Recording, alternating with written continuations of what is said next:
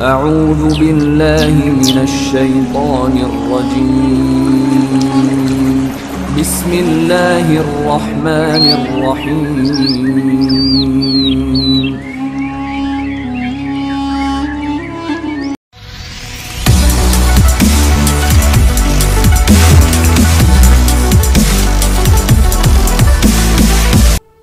Kitab Daqaiqul Akbar bab 15, penjelasan tentang keluarnya ruh dari badan. Di dalam khobar dijelaskan, tatkala seorang hamba terjatuh di dalam waktu najah atau terlepasnya ruh, maka lisannya tertahan dan datanglah kepadanya 4 malaikat.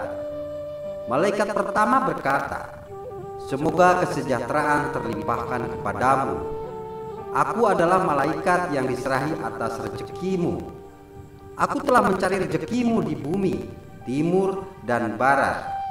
Namun aku tidak menemukan sesuap makanan dari rezekimu yang masuk pada saat ini."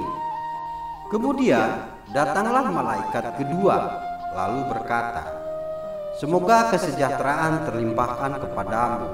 Aku adalah malaikat yang diserahi atas air minummu dan lainnya. Aku telah mencari di bumi, timur dan barat. Namun aku tidak menemukan seteguk air yang mendekati pada saat ini."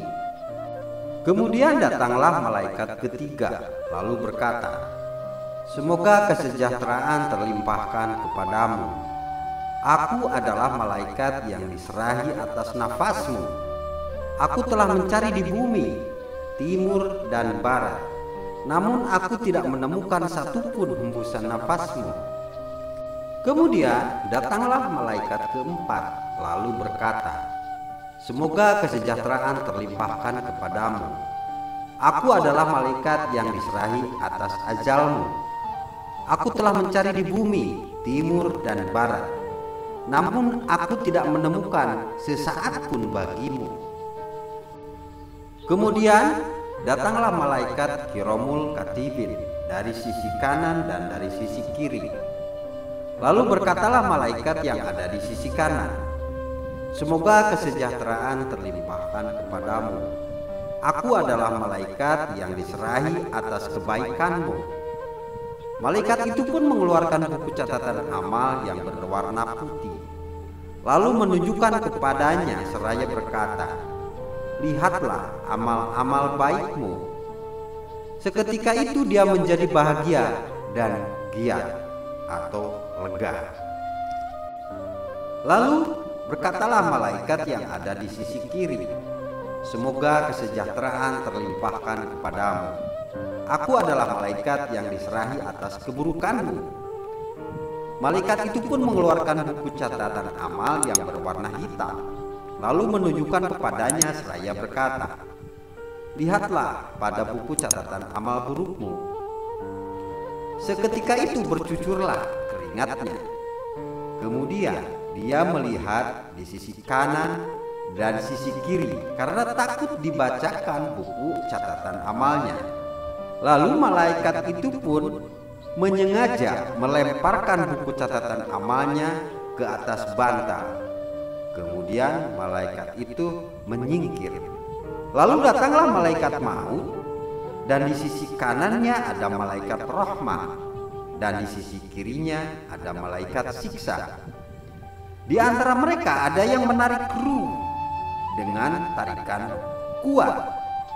Di antara mereka ada yang melepas dengan kencang, dan di antara mereka ada yang giat bersemangat. Tatkala ruh sampai pada tenggorokan, maka malaikat maut pun mengambil ruhnya.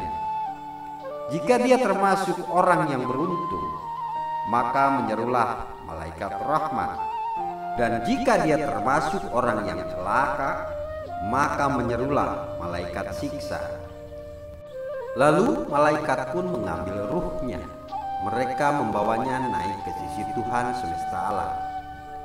Jika dia termasuk orang yang beruntung, maka Allah berkata, "Kembalikan ruh itu ke badannya sehingga dia melihat apa yang ada di jasadnya." Kemudian malaikat turun bersama ruh itu, lalu meletakkannya di tengah rumahnya. Lalu dia pun melihat orang yang bersedih padanya dan orang yang tidak bersedih kepadanya, sedangkan dia tidak kuasa berbicara.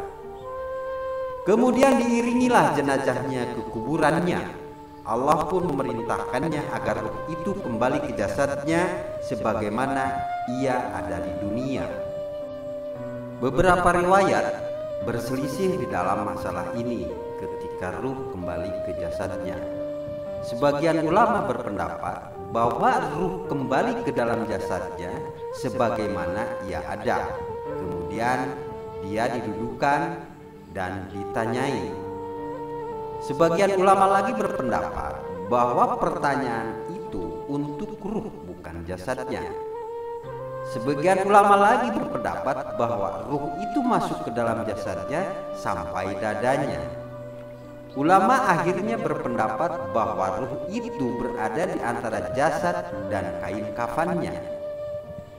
Dan di dalam semua perselisihan pendapat itu telah datang dan pendapat yang sahih menurut ahlul ilmi agar seorang hamba menetapkan keyakinan tentang adanya siksa kubur dan tidak sibuk di dalam masalah bagaimana keadaan kubur, di mana ruh itu berada ketika kembali kepada jasadnya dan lain-lain.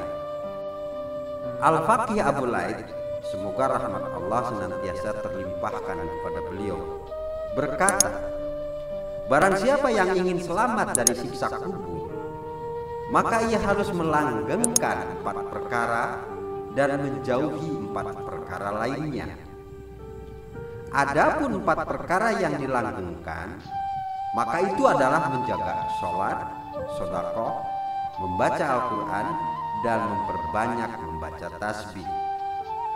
Karena 4 perkara ini bisa menerangi dan meluaskan kubur.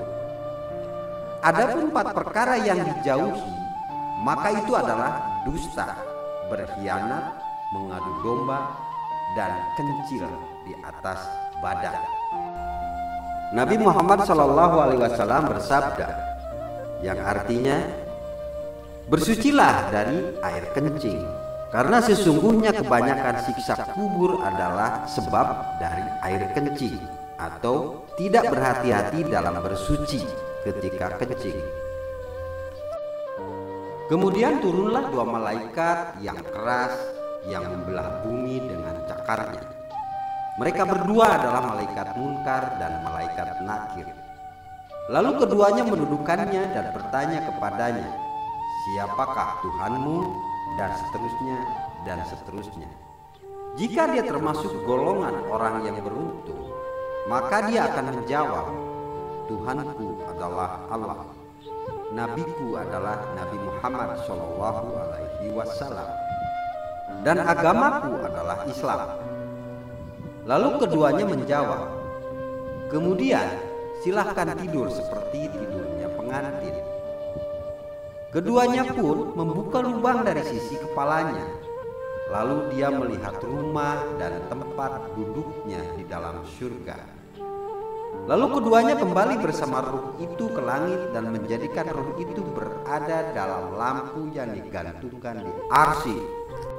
Diriwayatkan dari sahabat Abu Hurairah berkata, Nabi SAW bersabda, Allah yang maha luhur berfirman yang artinya, Aku tidak akan mengeluarkan seorang hamba dari hamba-hambaku dari dunia, sedangkan aku ingin mengampuninya, kecuali aku mengurangi keburukan amalnya dengan penyakit di badannya, atau kesempitan di kehidupannya, atau kesusahan yang menimpanya. Jika ada yang tersisa dari keburukan-keburukannya, maka aku memberatkannya ketika kematian, sehingga dia menemuiku dan tidak ada keburukan lagi padanya. Demi kemuliaan dan keagunganku, aku tidak akan mengeluarkan seorang hamba dari hamba-hambaku dari dunia, sedangkan aku tidak ingin mengampuninya, kecuali aku memenuhi setiap kebaikan yang dia lakukan dengan kesehatan badannya, kebahagiaan yang menimpanya, dan keluasan di dalam rezekinya. Jika masih ada yang tersisa dari kebaikan-kebaikannya, maka aku akan meringankannya ketika kematian, sehingga dia menemuiku dan tidak ada kebaikan padanya. Abu Aswad berkata, kami berada di sisi Siti Aisyah radhiyallahu an. Tiba-tiba sebuah tenda besar terjatuh di atas seseorang. Orang-orang pun tertawa. Lalu Siti Aisyah radhiyallahu an berkata, aku mendengar Rasulullah SAW bersabda yang artinya, tidaklah seorang mukmin tertusuk duri kecuali diangkat baginya satu kebaikan sebab duri itu, dan dilebur baginya satu keburukan sebab duri itu. Dan telah dikatakan dalam sebuah riwayat, tidak akan kebaikan di dalam badan yang tidak pernah tertimpa penyakit-penyakit, dan tidak ada kebaikan di dalam harta yang tidak pernah tertimpa pengganti-pengganti.